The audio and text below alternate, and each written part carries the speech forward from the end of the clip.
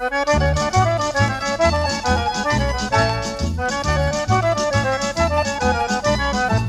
una certa donna amara che di casa m'è vicina, che è una vera cortigiara, lorda prodica e sciarrina, e una serpe velenosa che la stessa non ci n'ha.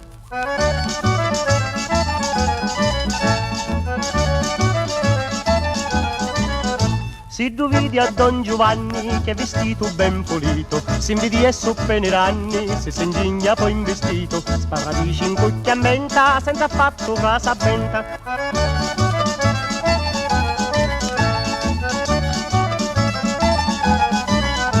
Io non saccio va dicendo come mai sta ripoggiuti, pilisciati vanno ienno come nobili vestuti, mentre poi sti ginciareggi chiudimi a su povereggi.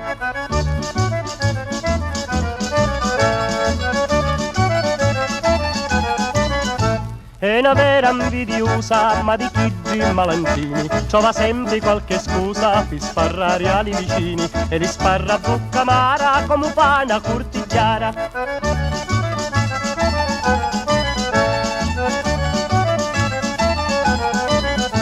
Un è meglio capitare in la bocca di un cannone, ma di Ida sa scantare, perché è peggio dei leoni, la sua lingua è assai potente per mangiare diligenti.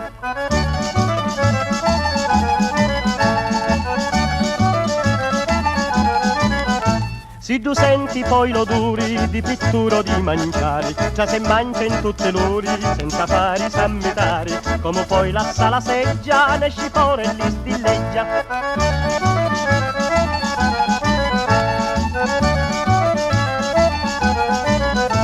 Io pidda tegno fora una granasta di zammara, picchi viu che ogni parola capa come una mavara, e ci accatto qualche giorno una garrasta in alto un corno.